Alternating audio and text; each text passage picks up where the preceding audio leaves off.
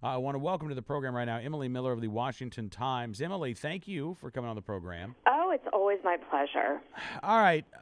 We've seen, just had a light bulb blow out on me. We've seen a lot of inaccuracies in reporting. And by the way, I will own up to one that Media Matters called me out on. We had A.W.R. Hawkins on the program the other day talking about the directive, the DOD directive that prevents military members from carrying sidearms.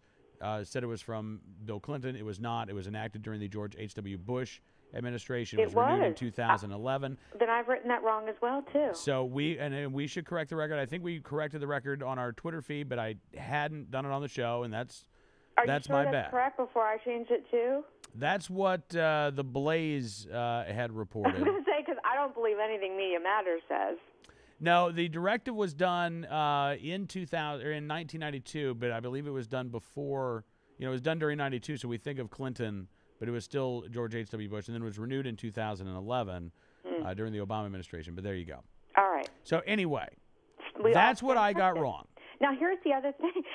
That's really huge, and right? Okay, that really affects the public's knowledge of the issues and what happened on Monday. I'm being sarcastic. I know. No, but I'll admit to what I got wrong. Now the CBS, NBC, CNN, New York Daily News, MSNBC, they got a lot of stuff wrong, Emily. And as you say, there has been this sort of obsession with the AR-15 and trying to link it to the Navy Yard shooting. The media is obsessed with the AR-15. I mean, I don't think of anything. And the reason is because they know that it scares the public, that looking at the guns physically looks scary. So from the minute the shooting broke out, all you hear from Piers Morgan, from CNN, from MSNBC is the, quote, killing machine gun, once again, used in a mass shooting. I mean, it was so outrageous, as you know. I was watching Piers Morgan on Monday night, and I tweeted, mark my words, he is going to regret everything he's saying about the guns tonight. And mark my words, we found out yesterday there was no AR-15 used in this shooting. It was a shotgun. And what's amazing, Emily, is that Piers Morgan's rationale changed completely, and he acted like it didn't change at all. All of a sudden, it was, well, what does the type of gun really matter anyway? Right. Try telling, I'm sure the victims didn't care what type of gun it was, but he completely ignored what he had been saying a day earlier. Well, that's because facts mean nothing to him. He's not a journalist. He's an entertainer. Facts are nothing. When I was on a show last week, he just threw out as fact, the more guns there are, the more gun crimes there are. And I said, that's patently false. We have the highest gun ownership rate we've ever had, and gun crime goes down every year. It's down 40% in the last 20 years. Mm-hmm. And he goes, but, and I said, and I continue, but, facts mean nothing to him. But, what has been going on with the media and the fixation on the, quote, what they call assault weapons is so irresponsible. And the fact that none of their editors are correcting them. And what I did, last night, well, first of all, how many stories were written about this AR-15 or TV shows saying this AR-15 was bought at Sharpshooter's Gun Range in Lorton? Right, and then he tried to buy it, Emily. Well, right. Right. So first the story was that it was bought. Right. So Sharpshooters is my range. That's where I go. Those are my friends. In fact, I had a book signing for my book. Emily Gets Her Gun there just last weekend, the weekend before this evil guy was there, and I shot there. It is the most responsible, good people. And it's very, very unfortunate that this mass murderer, went to the nearest gun store, and it was them.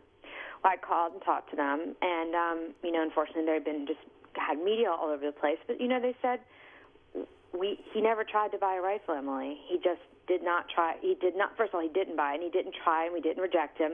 He wanted to buy a shotgun, this Remington 980. I said, did he pass the Virginia background check? Did he pass the NICS check? They said yes to both. He bought some ammunition. He bought some 00, I don't know how you say that, 00 buckshot or 00 buckshot.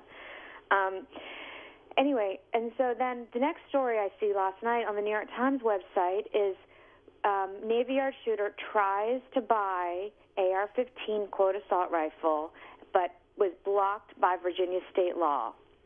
And it said that he actually was in sharpshooters, and he was blocked because there's a state law in Virginia that says you have to be a resident of Virginia to buy a long gun. Now, I knew on the face it just read to me wrong, but I wanted to be sure, and I knew the federal law. Obviously, that it's the handguns you can't sell to out-of-state residents. Well, on the face of it, on the face of it, that sounds stupid because a shotgun's a long gun.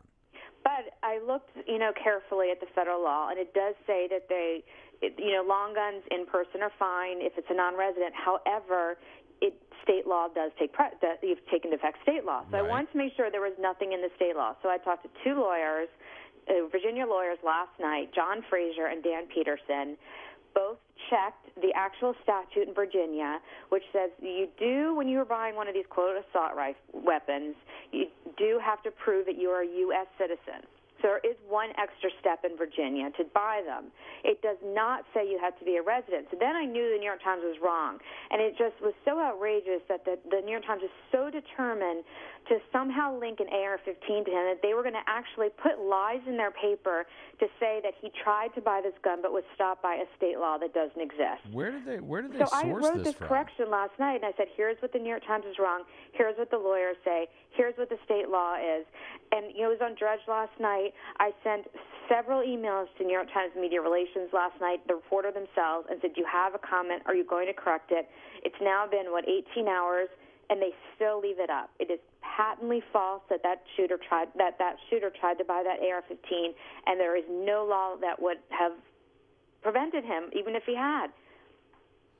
I mean, all the background checks in the system work. Right. So what does Obama want to do? Let's expand them.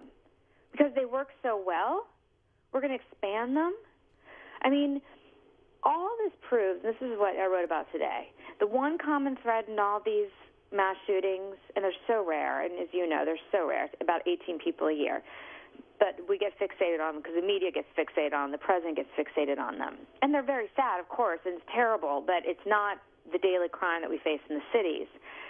The two common threads, gun-free zones and mentally ill people.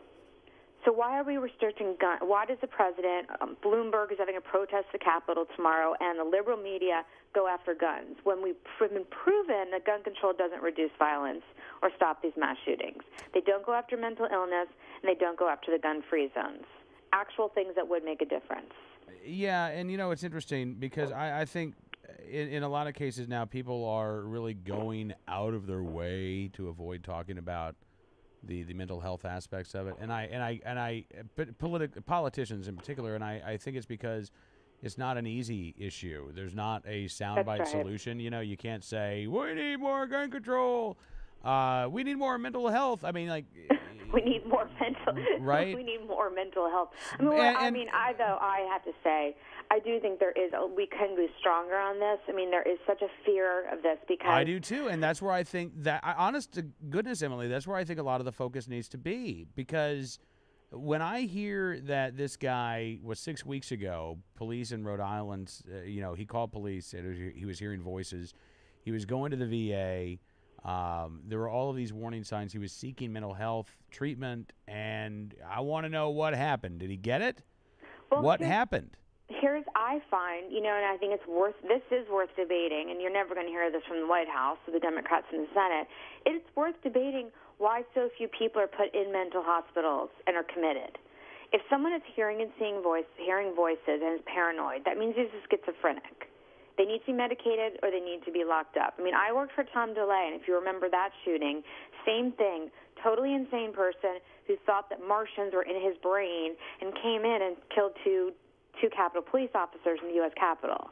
Right. Nothing could have prevented that. He shot the police officers who were armed. And thank God Officer Gibson was able to shoot back and save all the lives of those people, I wasn't there at the time, worked in the office. Mm-hmm.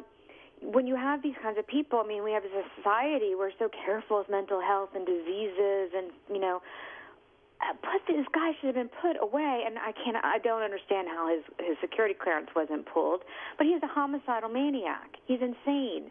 But what does the media call him yesterday? That he had anger issues. anger issues. He was a paranoid schizophrenic.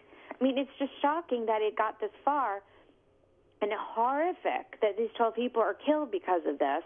But there is a lot more that can be done, and the number one thing that can be done is that the states who are not putting mental health records into the NICS system can start doing that, because that is where, I mean, we could change so much tomorrow to stop crazy people from getting illegal guns by putting those records into the system. And, you know, NSSF has a great website, fixnics.org, where they rank all the states and show exactly how many mental health records are put in them.